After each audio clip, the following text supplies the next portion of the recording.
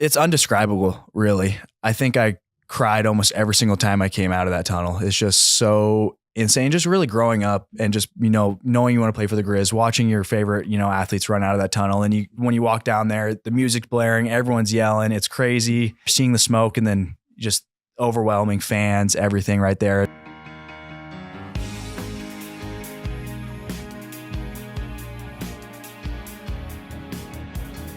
Welcome back on another Tuesday to the Missoula Podcast. Brandon, good to see you. Good to be here. Marcus, we finally got you in Finally studio. here. It's only been 8 months of trying to hunt you down. You're a busy guy. I try to be. You're done with football. You're out of school. Mm-hmm. You're busier than you've ever been. Why is it absolutely. taking you so long to get here? Like, what? You have no excuse. I really you don't. have no reason. I really don't. Levi finally got on me enough to say, hey, you really need to go do that. It's like, send me the link, send it to me, filled out the form. Now I'm here. Okay. It did take a little too long though. Yeah. Glad you're here. Yeah, I'm excited to be here. Well, tell us a little bit about what brought you to Missoula, Montana, out of all places. Mm-hmm. Why do you find yourself here? I mean, really simply the University of Montana. I mean, I grew up just a huge Griz fan, and I think I knew from a young age I wanted to play college football if I ever got the opportunity to play for the Griz. So, I mean, taking a long story, shortening it up is like, once I got the opportunity to play for the Griz, I had opportunities, elsewhere. I was like, that's exactly where I want to be. I want to play for the Griz. How was it, or what was the day like when you got the offer? Walk us through that. I want to take that short story and let's make it a little bit longer. Let's make it longer. I was going to say, we actually could make it longer. So funny. So it wasn't really an offer actually. So it was just the opportunity. So I came out as a walk-on. So it was just the opportunity because I was going to different colleges, getting offers, different things like that. And I think it was our linebackers coach at the time. Man, I know him well. His name's escaping me at the moment though. But he called and said, hey, Marcus, like we have a spot for you. There's an opportunity to come like play for the Griz. And really at the time I was like, okay, coach, like, thank you. Like I, have offers and go play for free elsewhere. Like I'm going to have to think about this. But I think deep in my heart, I knew right when he told me that. And I was like, I'm going to be a Griz. I don't care what I got to do. If I get the opportunity to go play for them, I'm going to go do it. And then I ended up, so I don't want to say I'm lying because I ended up, by the time I came here, like I think like my books paid for. So I think technically like I was on like a 5% scholarship. So I wasn't really, I guess, a walk-on, but for all intents and purposes, I was. How did you become a Griz fan growing up? I think just family. I think they're having the success they were having as I was growing up, like, playing in national championships, winning Big Sky conferences every year, like going over to games. My family is big Griz fans growing up. So I think it was just very easy for me to follow my family and follow the success they were having. Where'd you grow up? Where was home? Helena, Montana. Now, Helena is kind of polarizing. You got right in the middle. Half Griz fans, right in the middle. half the neighbors. What was it with your family how'd they land on the right side of the And I don't know because divide? So all my family's from Sydney, Montana. Okay. But for some reason, Sydney, Montana is very heavily Griz leaning, I feel like. So I don't know why. Shout out to Sydney. Thank you. Yep. So, I mean, obviously closer to Bozeman over there, but I feel like even like when we go now with Griz, this Griz stuff I do, so many people are in Sydney. So I think for some reason in Sydney, they were Griz fans. So my parents kind of grew up Griz fans. My parents, for the most part, were like huge, like diehards, like we're going to every game, we're doing this. They just like the Griz. And then for me, I just loved college sports and they were having a lot of success at the time. And when you're a little kid, you kind of just, you like whoever's good and they were good. At 8 years old, whoever's good at that time, that's who you like. And that's why so many kids like Steph Curry right now because he's good. Were you at Capital or High? Capital. Good side of town. Sorry, I just That's fine. interrupted All you, right. I know my role. Go ahead, Steven. Tell us a little bit about the Capital Helena High rivalry. What was that like? Crazy. I mean, that is truly, I think I'm biased obviously saying this, but like one might be the best, like, rivalry in the state. Just, I think the success, both football teams and really every sport, like just we're always very good either side of town. I think when you look at like Bozeman growing up, they had one high school. Mm-hmm. I think if Helena had one high school in that time frame, we would have won every single state championship there was. So like just how good both teams have always been and the success they've always had. So just growing up, we just hated the other side of town too. Like it's funny in the Missoula podcast here, when I came here and realized like kids can go from either town. Like one kid, if you live on this side, like, oh, maybe I'll go to Sentinel, maybe I'll go to Big Sky, maybe I'll go to Hellgate. Like growing up in Helena, like you're on one side or the other. You're stuck. Yeah, like you are a Capital Bruin or you are a Helena High Bengal from the day you were born. Like there's no, as an eighth grade, you're like, I might go to Helena High. Like no, you were born a Bruin. You're gonna be a Bruin. So that's what kind of crazy here. difference, I guess, growing up and then seeing what it is here in Missoula. Do you still hate the Bengals? I still do with a burning passion. Do you hate the Bengals or Bobcats more? I get that question a lot. I really do. Dang it. And my answer is kind of always different. It's really at the time I don't know. Let me phrase the question Yeah. like my daughter would ask me because she's still learning like levels of sports. Yeah. If the Bengals were playing the Bobcats, Marcus, who would you want to win? Ooh. Can they just tie? Okay. No one ever wins. That is the correct answer. Yeah. I don't know. I think I grew up for so long, like I said, from a middle school, like I hated the Bengals. So I've hated the Bengals for a long period of time. And that's kind of was always a passion for me to like grow in the sport. And I played them in multiple sports, football, basketball, track, everything.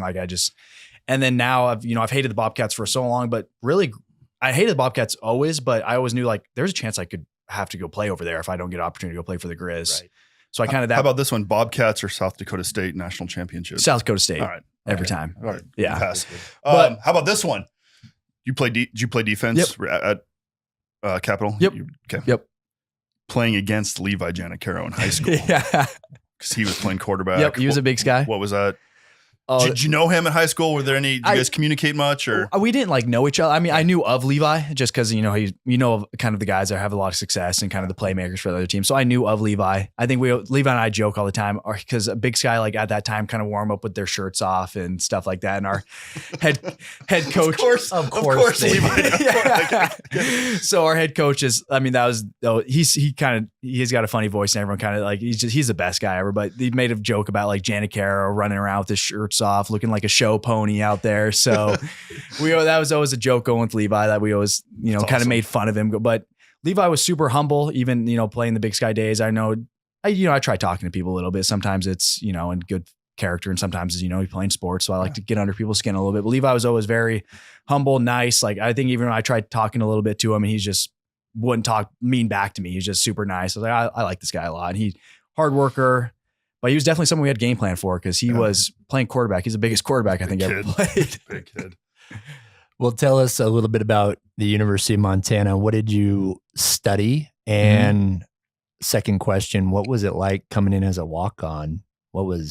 How did you had to earn it and prove yourself? Absolutely. So what I studied was, I came in there, I have a strong passion for like math and finance and everything. So I graduated with my bachelor's in finance. I ended up getting minors in mathematics and economics. Sounds awful. Yep. I love that stuff. Wow. And then I also wanted to fast track it because I got a lot of college credits done in high school and I just wanted to get my time while I was there, make everything. So I fast tracked to get my MBA while I was there. So I have my MBA, but then with COVID, it ended up giving us an extra year. So then I was going too fast in my, whatever you want to call it, my curriculum or whatever. So then I ended up getting another master's in order to stay eligible. So I have a master's in business analytics as well. You were too good at school. I don't know about that. I tried too hard, I guess. So were you 5 years? So did you do all that in 4 years? So I did everything but the second master's I could have done in 4 years. Okay. But then the second master's was 5.5. Actually, I did have to take my last capstone class like the following spring. So like technically 5.5, but it was one class just because it didn't fall right in timeline. Did you redshirt Mhm. your freshman year? Sorry, Steven asked you about coming in as a walk-on. Prior to that, you had other offers on the table. What other schools were you contemplating before that Griz offer came? The neighbors a little bit, not a whole lot. And then mostly so growing up in Helena, seeing the success Carroll had for so long. Yeah. So Coach Van Diest was there at the time and I, great family friends with him. So I think that had a strong pull in my heart too, like to just play for Carroll. Team grew up watching all the time, winning national championships as well. Tech, I like the coaches over there. I liked everything. So a lot of the NII schools around here that I also went and visited Columbia in New York just because I had that finance passion. The academics. Yeah.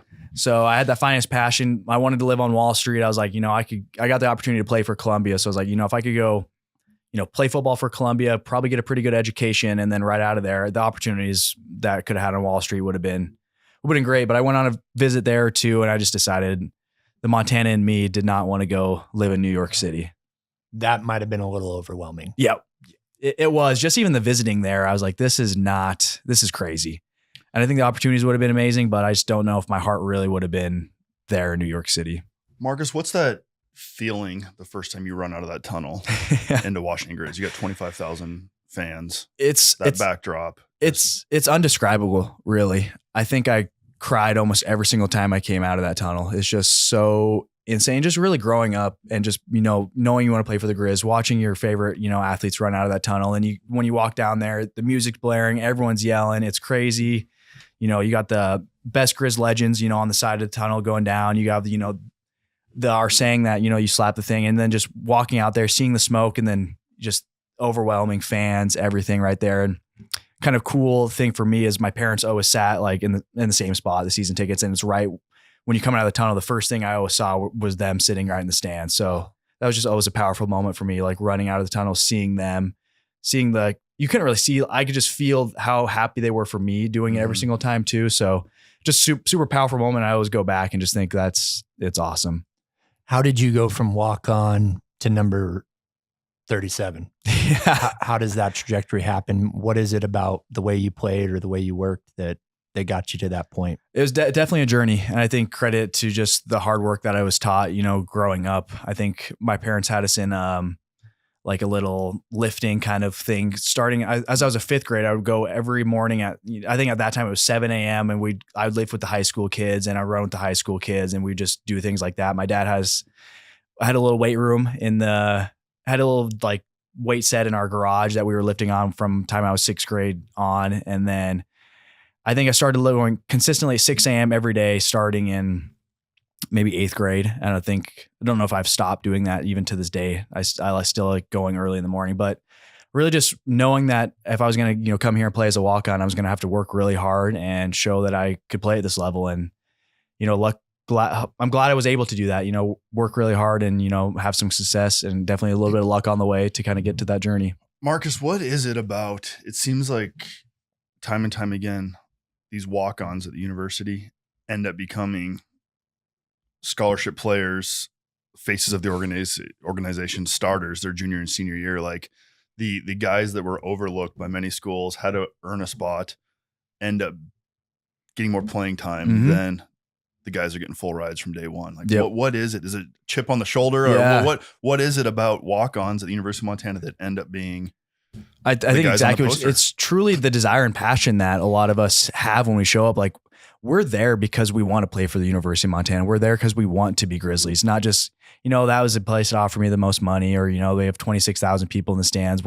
That's not a bad reason for a lot of the other guys to come, but we're truly there because we want to be Grizzlies. Like we could go maybe a better opportunity for us, but we're there and we believe in ourselves, and we're going to work as hard as we possibly can to be out there, make plays and, be that who we dreamed of being, a starter for the Griz and making plays and doing all that stuff. So I think just the desire and passion a lot of us have to go and make that plays and make it happen helps us succeed once we actually get there. What was it like after your senior year, that first game, sitting in the stands, watching the boys? Crazy. So different. Just, I wanted to be out there so badly. Just not from a sense of like, I miss it, just to play with them. Be like, I don't know. It is weird. And the biggest thing I realized is I forgot how big of I guess ordeal might be the wrong word, but like an event a Griz football game is. Cause the last time I'd been to a game was 2015 when you're a recruit. So you're kind of, within the stadium, you're not really seeing the tailgating scene. So, I mean, the last time I was tailgated I might've been like a freshman in high school. So then now going to seeing what it is now is like, wow. It's an all day event. You forget like when you're playing that, you're just focused on the team and the opponent, and, you run out of the tunnel, you're playing football. Like you kind of forget there's 26,000 people around you. I mean, you can feel the energy and everything like that, but you're focused on like beating the other team and what play they're going to run next and the concept and scheme and everything like that. You forget the tailgating and the ordeal and the flybys and the fireworks and all that kind of stuff. So that was the biggest thing for me. I was like, wow, this is crazy. I forgot like how many people come and love the Griz. Like the fact that I got to play and do this was kind of made it more surreal that, growing up, you're like, that's what I want to do. But when you're playing, you kind of forget how big of a deal it is. Did playing for the Griz change the way you view the game? Like when you're in the stands now, are you watching the game, or are you watching the coaches, the play calling, the Yeah. schemes, or are you able just to sit back and be a fan of the game? I can't. Yeah. And that's why my wife, I think, hates watching games with me because I'm always trying to analyze what's going on. You know, oh, why are they running this defense? Or, you know, hey, the offense should be doing this different scheme. Or, you know, why they do that on third down? Like, definitely trying to like analyze what's going on and trying to put myself in their position. And Well, and as a defensive player, you now get to watch the offense because before yeah, you're in a huddle on the sideline talking defense strategy, not paying attention Exactly. to what's going on the field. well, that's another thing too, is like the first game I actually got to, like you said, watch the offense and really kind of figure out what they're doing. Cause Yeah. normally when they're on the field, we're doing our own thing, trying to figure out, and then we get called out when we're supposed to go out there. So being able to watch the offense and analyze what they're doing, that was a big change up for me. And I really liked doing it because that was the year we went to the national championship and had a lot of success. So that was fun watching that team. Talk me through a little bit of the pressure of on a 21, 22-year-old kid of wearing the jersey, and what is that like living in this town? Everybody knows who you are, and maybe not being able to make some mistakes. Yep. And be a kid. Exactly. You know, I'm not someone that likes, you know, being in the spotlight, being that person, but I am always been someone that I've wanted everyone not to like maybe look up to me or something, or not like, I'm okay with that pressure. I've always kind of held myself to that standard of like, you know, people are going to, whether they are or they aren't, I just wanted to always act like people are watching me, watching my every move, make sure I take care of what I need to take care of. So it is a lot of pressure. It's something that you don't really expect, or, you know, when you accept that jersey and you have that honor, you have a lot of emotions going through you. One thing I think you forget is the pressure that comes along with that. And the fact that no matter what's going on, especially just on the field, that, you know, Griz fans, whether they're how much football they know, most of them know the legend of the, you know, 37 jersey and what it is. And so just a lot of pressure on the football field as well to be able to make plays because, you know, everyone's watching you. You don't like being the spotlight. Marcus, you were number 37. like you were on every poster, every billboard, you know, for a year. But what's interesting is I've got to know a handful of number 37s, and all just such likable, genuine, humble guys. And I think they have all said, I don't like being in the spotlight. Yeah. So something about just the character of you guys is, that's very kind of impressive. Yeah. That kind of speaks to what the number's all about. Is not someone who really wears the number just to be on the spotlight or to be number 37. Someone that, you know, that someone like, you know, when I passed to Levi, I thought Levi not someone who really wants to be in the spotlight, but someone who can hold himself to that high standard that, you know, that number needs to represent. And also just like, the number's not about the spotlight. It's not about, you know, oh, you're the guy. You're what's just someone that, you know, humble, works hard. A lot of the guys I mean, recently have been kind of walk-ons that have kind of earned their stripes from the very bottom to the top. So it's a lot of honor and a lot of pressure to wear that number. I want to hear about that day where you received the jersey, you were told that you're number 37, and then what it was like passing it off to Levi. But let's hit our rapid fire questions first. That work for you? Let's do it. Okay. First initial memory of Missoula. Oh, I would say probably, let me think. It's between either coming to a Griz game when I was a little kid, you know, when you're playing in those small fry football games, you're always like, hey, I really hope I get the morning game. Because if I get the morning game, I go watch the Griz play in the afternoon and, you know, drive over with my dad or my uncle, things like that. So either that or I'd say travel basketball. Because, you know, traveling across the state, you're always going to different towns. And I remember coming to Missoula all the time, going to Fuddruckers. So it was like my favorite restaurant here. And when it shut down, it broke my heart. So that was always really fun. And the Montana Club too. But I always remember, you know, Missoula was a fun place to play. And we came here all the time, not that far away from Helena. That's interesting. Like, Steve, you had that a little bit from Dylan. Like, I'm born and raised here. So going to a Griz game, like you just got up and went. But the number of people that get up and they've got a 2.5 hour drive for a Griz game. Oh, or more. Like, you should see the interstate coming over. I'm from Dillon. Coming over from Dillon or Butte, or, you know, everybody's coming, even Bozeman, Billings. It's crazy on Griz Saturdays. It is packed. People travel to come fill that stadium. We have some season ticket holders that sit by us from Butte, and they're over for every game, every basketball game, like big Griz fans. And they stay like 100 nights a year at the Doubletree across the river.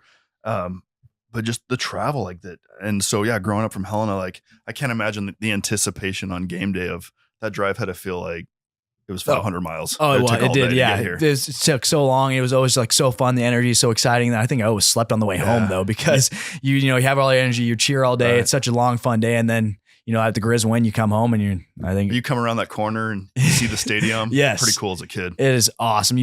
That's exactly almost what I remember is turning that corner and seeing that stadium like, oh, like we're here. Awesome. Like the Griz are playing. This is awesome. I can't wait. And just the energy that you feel from that place. Marcus, no doubt with your academics and the courses you took that you had a lot of late nights and early mornings. I imagine coffee was a regular for you. What's your favorite coffee shop here in Missoula? What's funny first is I actually hate coffee. Really? Yep. Never been someone to drink coffee. I think I tried it once and I hated it. Man, What's your go-to drink? So water. Water. Yeah, I'm not such an overachiever. Not a caffeine guy. I've never had I've never had caffeine. I don't just water. Just don't drink. Yeah, mostly just water. This might be a first. Yeah, no coffee shops. Okay, if water didn't exist, I think if you're talking coffee shops, obviously nothing rating on coffee, but it's marking on front. That's coffee. So sure. The burritos, breakfast burrito. Oh, I'll take it. Yep. Solid. I like that aioli. I don't know what sends that, but unbelievable. I just want a straw, a cup of that. What's your go-to restaurant in Missoula? Someone asked me this the other day too, and I'll give two answers because the first one might not really count. Big fan of Lolo Steakhouse. Technically Lolo, so in the area, but Chow Mambo from Missoula. The nachos, unbelievable. What zip code do you live in? 59801. What to use the weirdest part of Missoula? Weirdest part of Missoula. Or the weirdest thing about Missoula? This might not be the best thing. I'd just say the people, and not just some of the people. I'd say definitely you don't see the people all around the state. Maybe every now and then a little bit, but I think a lot of weirder people here in Missoula, which is not a bad thing. It's just that's kind of what Missoula is. Very diverse. Yep. Very diverse. What do you love the most about Missoula? I think what I love the most about Missoula is this is where, for lack of better, kind of where I became a man. This is where I grew up in Helena, obviously, but as a senior, I came over here, and this is where I went to college. My wife and I really grew in our relationship. We got married during my time I was here. Now we're pregnant. So we're just really, congratulations. Thank you. Yep. It's just really feel like I'm growing up here. It's where I went to college. I know so many people here. The community's been amazing. So I think it's just the ties I have to this place. I've been here for now 8 years. It's just crazy to think of the time I've spent in Helena, that years I remember versus in Missoula. It's almost kind of getting pretty similar of the things I've been able to do. So my heart really is close and tied to Missoula. I'm adding a new rapid fire question here. Yep. Is Missoula home, or do you have plans to return to Helena? Missoula is home as of now. Okay. I think Montana is home. Okay. No matter where I'll end up, where my family and I will end up I want it to be in Montana. Okay. Where's your wife from? Helena. Okay. So we're high school sweethearts. We've known each other for a long time. Started dating junior year of high school and haven't looked back. Cool. Look back since. Is there a particular book that has made a significant impact in your life more than others? This might not be the most unique answer, but it's definitely the book that has by far made the most impact in my life, and that'd be The Good Book.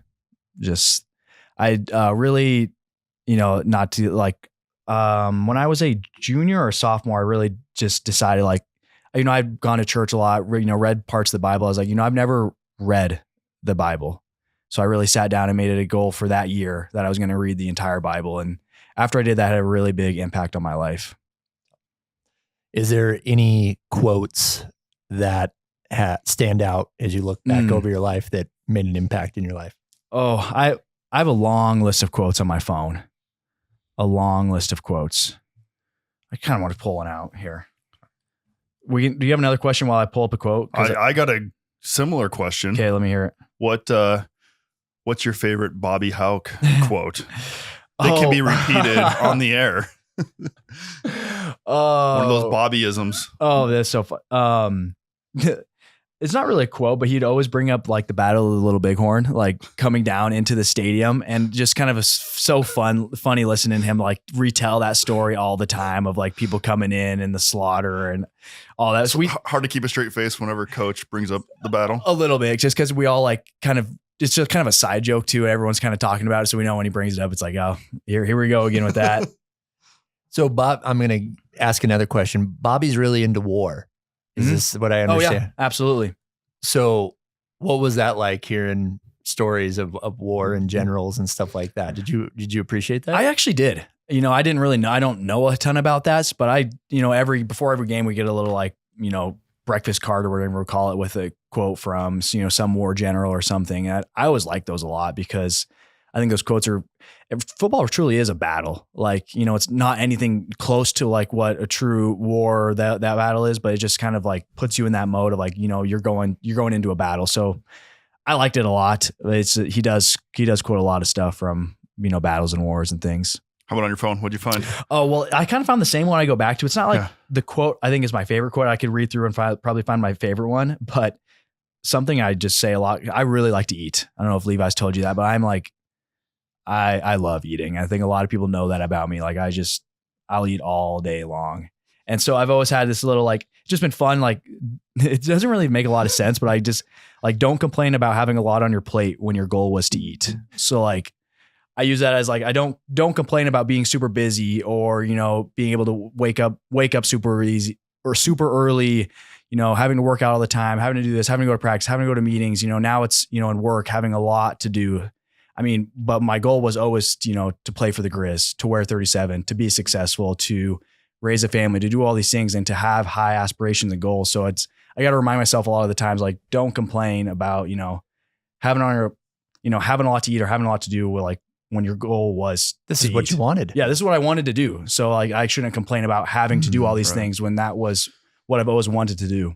Well, Marcus, there's absolutely zero doubt you're a disciplined individual. I mean, since 6th grade on, you're in the gym lifting early every day and practice and school. And how have you learned to stay so disciplined? Like where did that come from? How was that developed in you? I think my dad just from a young age just showed like, you know, if you want to do something in life, you got to work for it. And I think just, you know, knowing the strong passion I've always had to be successful, to do this. I've always had goals in my life that I set out and I really wanted to accomplish. I knew if I wasn't going to be able to accomplish those if I didn't work hard every single day. And there's just something in me that I know someone else out there is working hard for that, for the same thing. And if I don't outwork them, then they're going to get that and I'm not going to get that. So I don't know how that came about me. I give credit to my dad, but it's just something that's always been inside of me that I always got to go take the next step forward because I can never take a day off.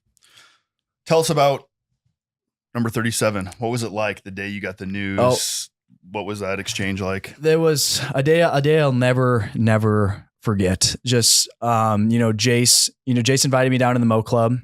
I knew at that time, you know, I mean, you kind of have a feeling like you don't know what's. Were you suspecting anything at this point? I was and I wasn't. I kind of figured I knew we were going to talk about it, whether it was going to be good or bad. Jason and I were really close, so I didn't know. He's like, "Hey, Marcus, I want you to wear it or you're not." I just, I didn't know for sure. I was like, but I did have a feeling. I kind of think very logical. Like I think through a lot of things, and that was one of the scenarios I thought. I was like, he could bring this up, and then once he, we sat down, we talked for a little bit, and then he let me know that he wanted me to wear it. And it was a moment I don't think I'll ever forget. Just, I tell this to a lot, like I never really had individual goals for myself. Like a team, I wanted to win a state championship, never did. I wanted a Big Sky. Like I think a lot of team goals I actually never achieved that I worked really hard to do.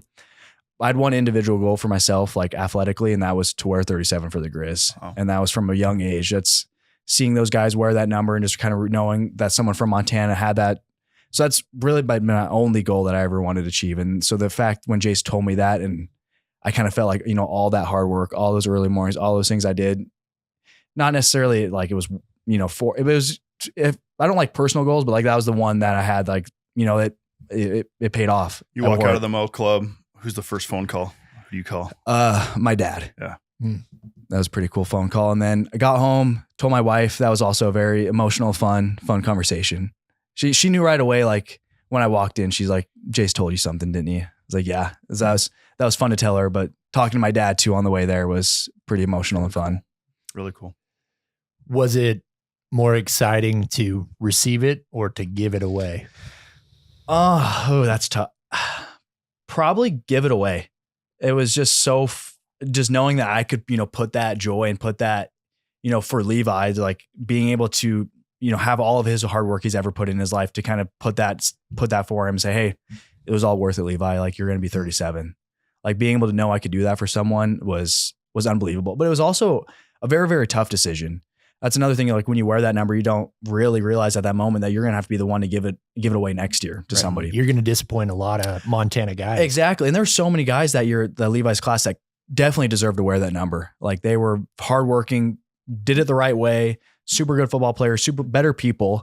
Like it was a very, very tough decision for me. So I knew part of it, like it was the greatest thing ever I got to do, give it to Levi. But also part of me was like, I wish I could give it to everybody, but that's kind of what makes the number so special is that only one person can wear it at a time. There's not like I'm kind of giving a little hate to the other side. Like they put patches on, everyone has a patch because everyone's like, no, that's what 37 special is because one person gets to wear 37 a year. And one person on the field is wearing 37. You're always free to bash Bozeman. So just so you know. Well, I don't even know what their number is, but I feel like, don't they have like some sort of 41, number now? I think. Yeah. Yeah. It's a ripoff. Well, because I see like they all have the badge. I'm like, why does everyone have the same number? Like, does number get retired? And they're like, no, that's their number. I'm like, so they all wear it then? I don't really know how that works.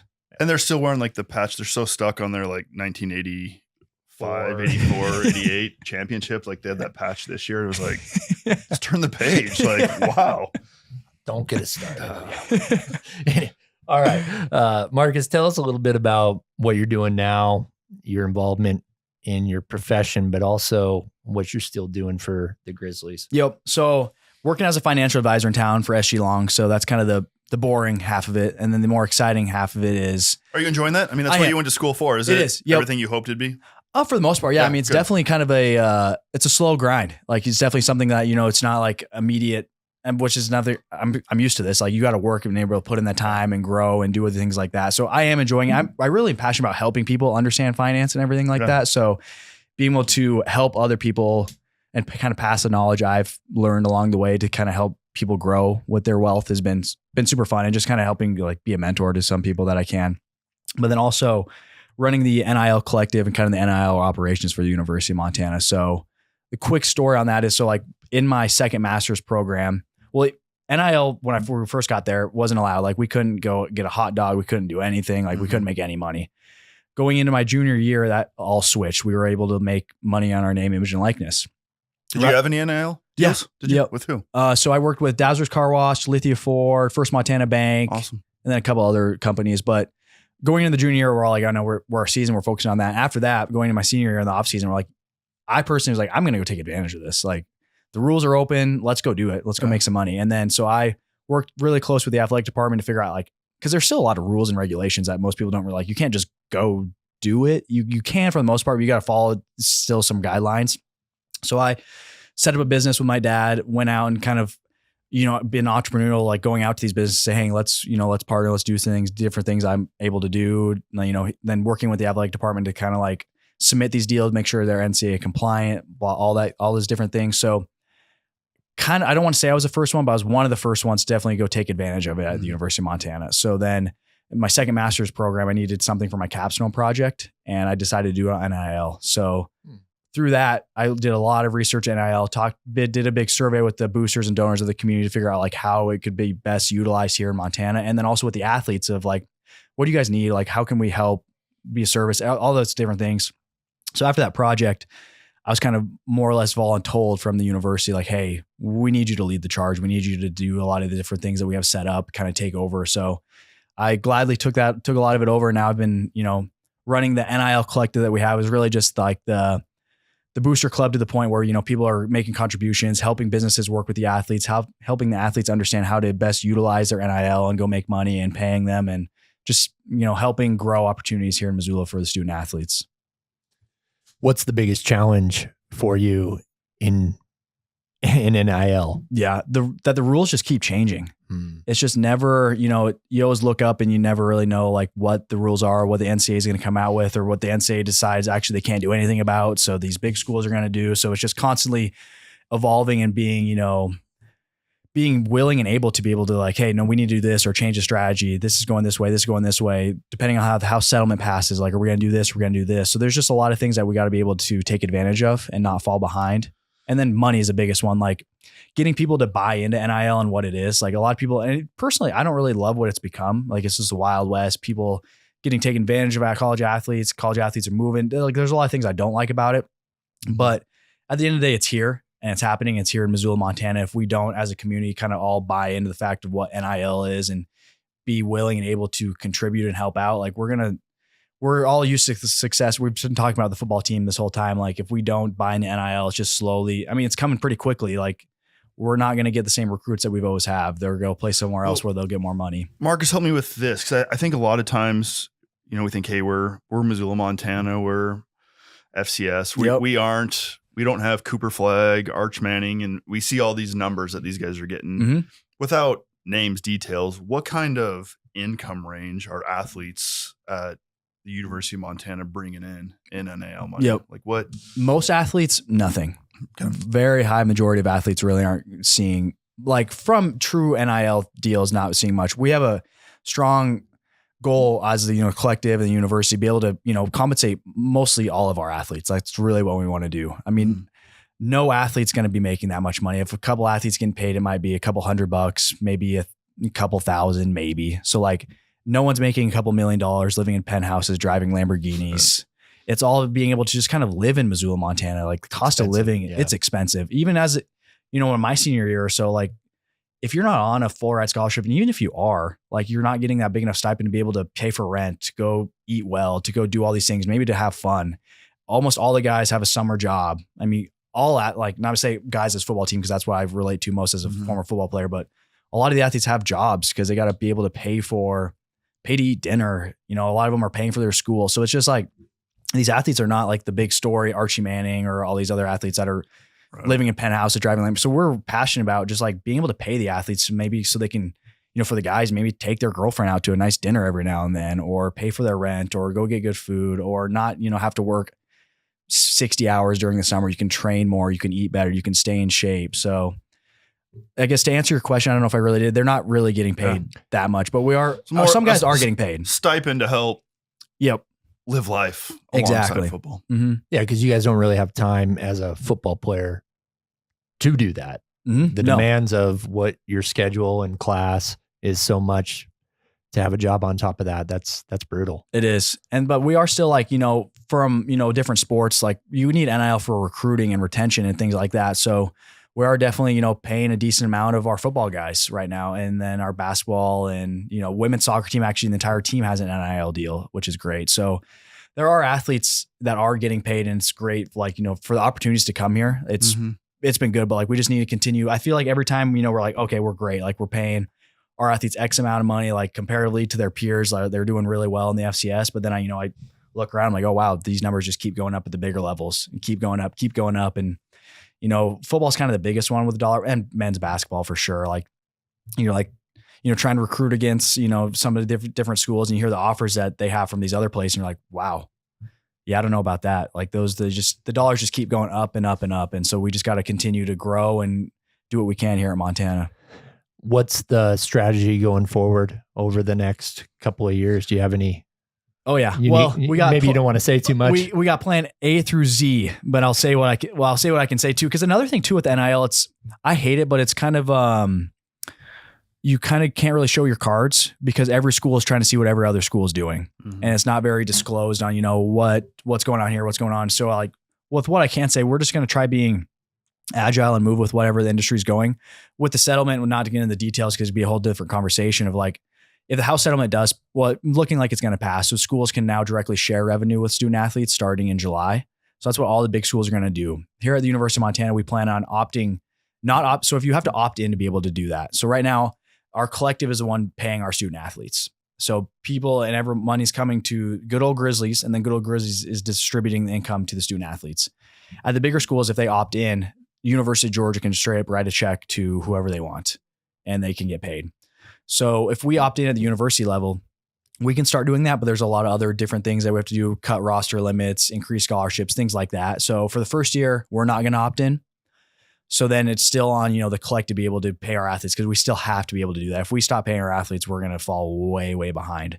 Then the plan is to opt in 2026. So then the university can directly pay student athletes. So our strategy between now and then, definitely going to change and evolve, because then once we can opt in, it's definitely going to change a lot to where the university can just directly pay the student athletes. Where's the funding come from for good old Grizzlies? From guys like you two. That's truly what it is. It's this is a recruiting trip. It is, yeah. Okay. I'm going to ask for your money. I know.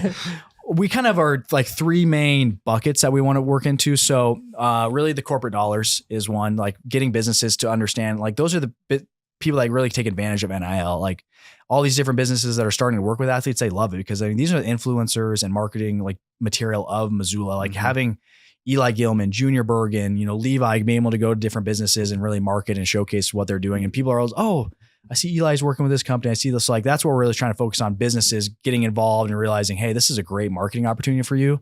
Like, and the other half of that is, you see all the hotels and restaurants and bars and with Griz home games, with football games, the amount of success they have with that playoff run, it is like, you put a number to it. It's like $3 million that comes in the Missoula community from Griz home playoff games.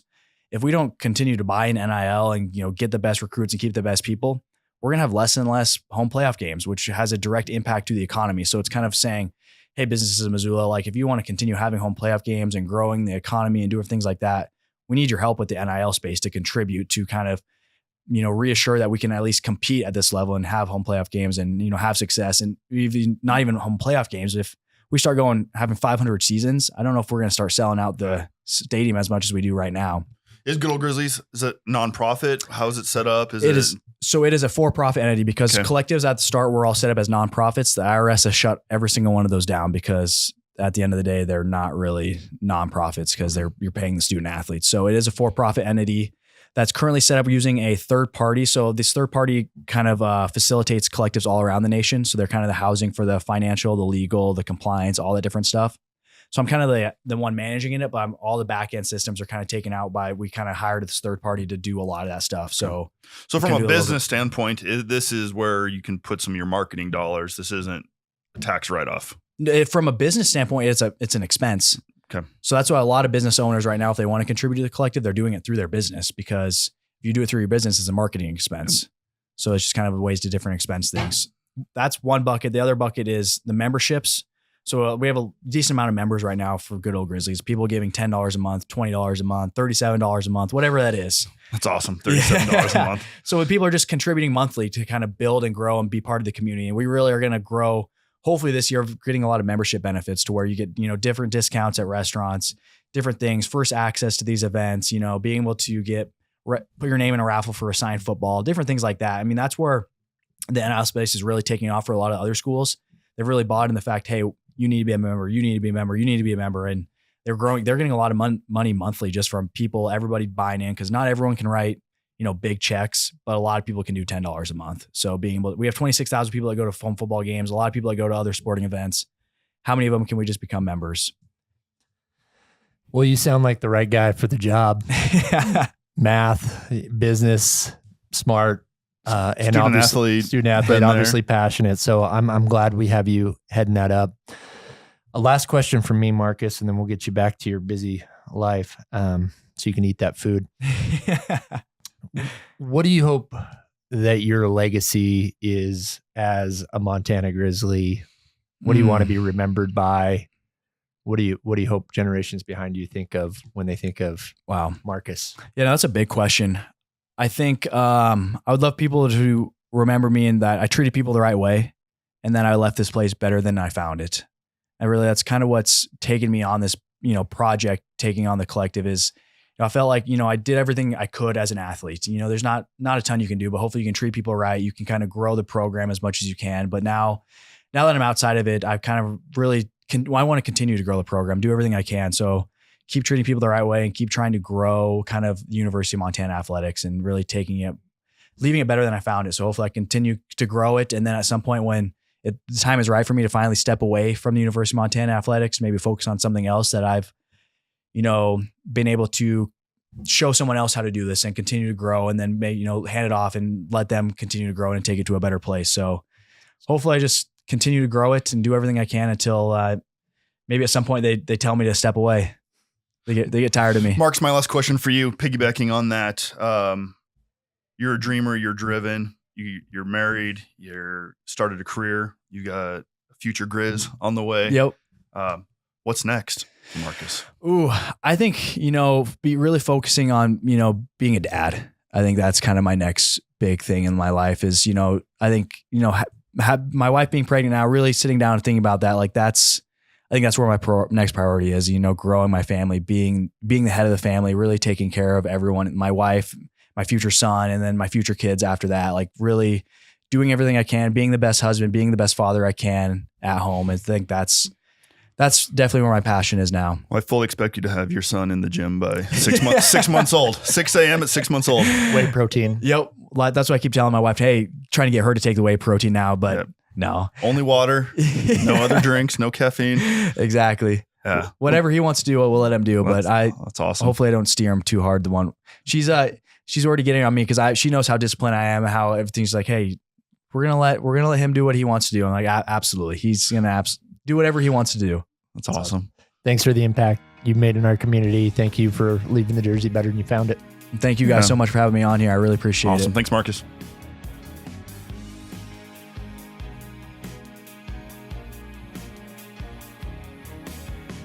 What's up, Missoula? This is Nick Balla, producer of the Missoula Podcast. We truly appreciate you hanging out with us as we dive into the stories that make our city special. If you could do us a quick favor and follow the show wherever you are listening, whether that's on Spotify, Apple Podcasts, maybe you're watching on YouTube, so hit that little subscribe button. It really helps us out.